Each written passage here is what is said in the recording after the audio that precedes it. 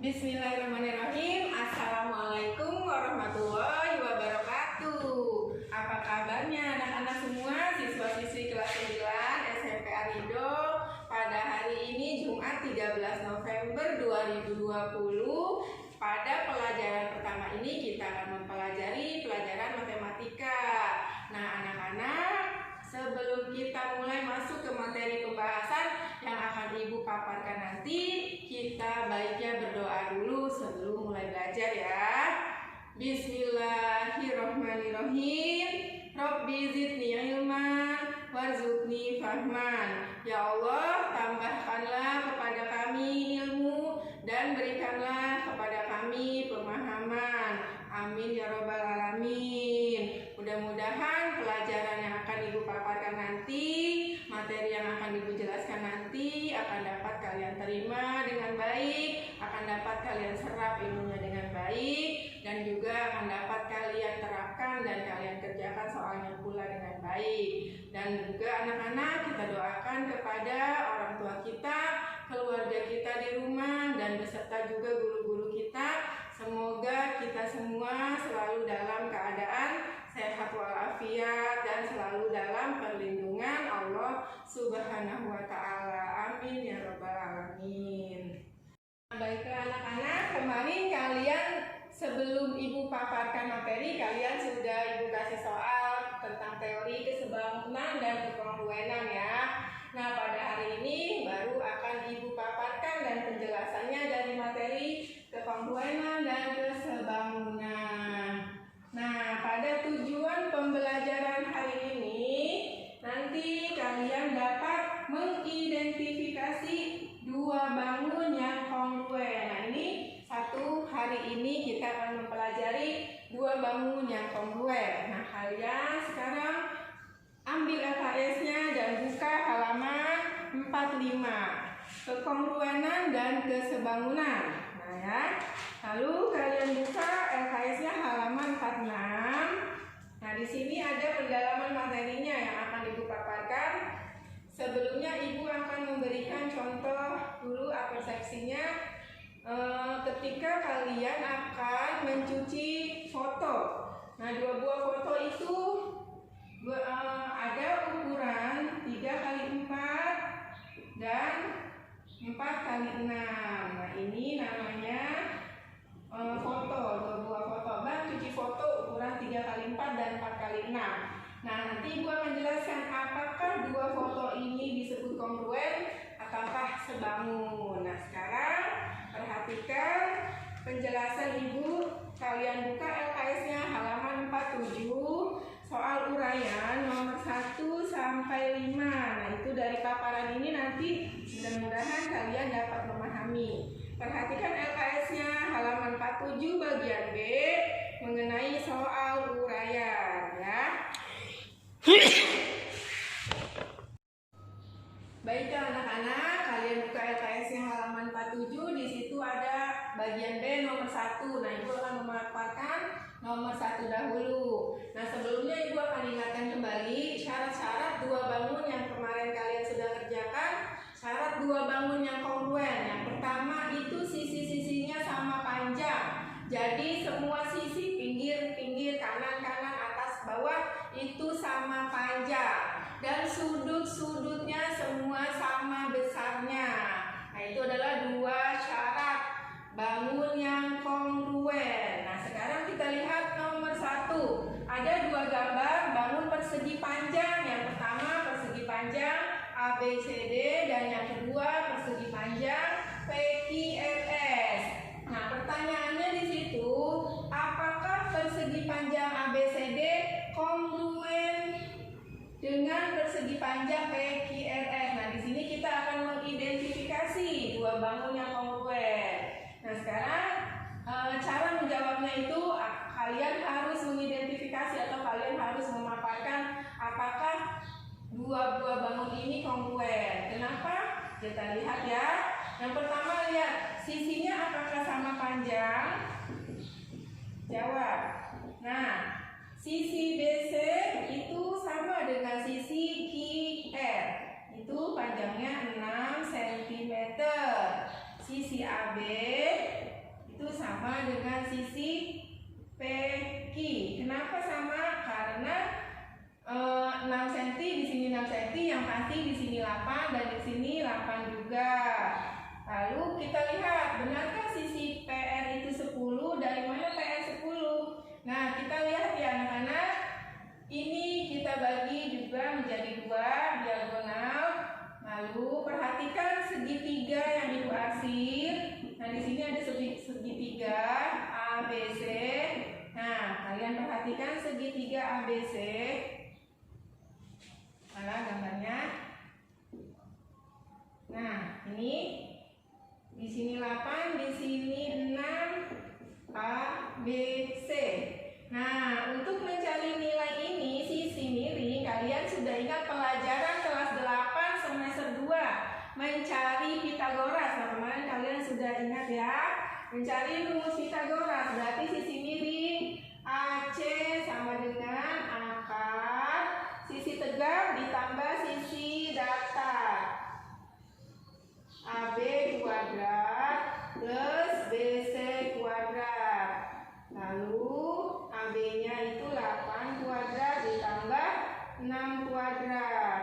8 kali 8, bukan 8 kali 2. 64 ditambah 36. Dari mana 64? 8 dikali 8 atau 8 kuadrat ditambah 6 kuadrat, yaitu 6 kali 6. Paham ya? Lalu di bawahnya lagi 64 ditambah 36. Itu adalah 100. Lalu akar dari 100 berarti berapa anak-anak? 10 kali 10 Bu. Oke, maka 10 kali 10 itu 100. Maka panjang AC-nya adalah 10 cm. Nah, di sini panjang AC-nya 10 cm. Sama nggak dengan panjang PR? Sama. Berarti AC itu sama dengan PR. Itu sama dengan 10 cm. Nah, sekarang kita lihat semuanya sudah sama. Nah, di sini syarat-syaratnya sudah terpenuhi semua. Semua sisi panjangnya sama. Berarti maka kesimpulannya kalian tulis di bawahnya ya. Maka persegi panjang ABCD kongruen dengan persegi panjang PQRS. Paham ya?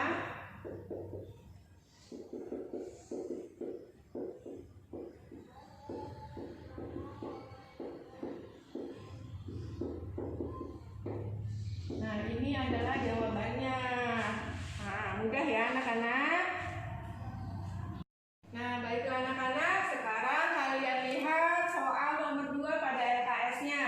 Di situ ada soal perhatikan 2 bangun datar yang kongruen berikut. Nah, di sini ada 2 bangun datar dengan sudut-sudutnya. Nah, di sini sudah ada penjelasan kata-kata kongruen. Berarti ketika ada penjelasan kongruen pada soal, otomatis 2 bangun datar ini kongruen. Nah, kalian ingat syaratnya itu yaitu 2 semua besar sudutnya itu sama dan panjang sisinya pun sama. Sedangkan pertanyaannya, berapakah besar sudut G? Nah, kita sekarang harus mencari berapa besar sudut G. Nah, kita lihat paparan berikut ini. Nah, baiklah anak-anak, kalian perhatikan sudut A itu sama dengan sudut F. Itu berarti ujung yang lancip sama dengan ujung yang lancip di sini. Maka sudut A itu sama dengan sudut F, yaitu 45 derajat. Sudut X ini berapa? Karena sudut X sama dengan di sini DC dengan HE itu sama dan AD dengan EF juga sama, maka besar sudut F itu sama dengan sudut D, yaitu 120 derajat. Maka di sini sama dengan sudut D 120 derajat. Nah, sekarang berarti berapa sudut C? Sudut C itu sama dengan sudut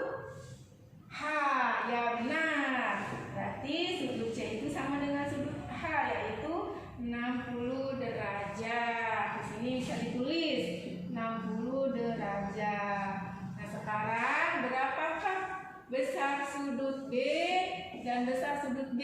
Nah, ini berarti sama hasilnya ya.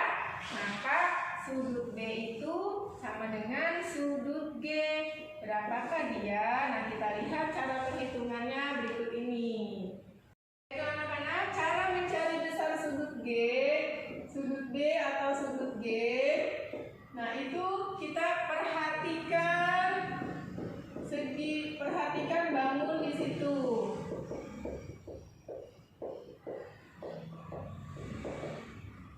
Semua besar sudutnya itu adalah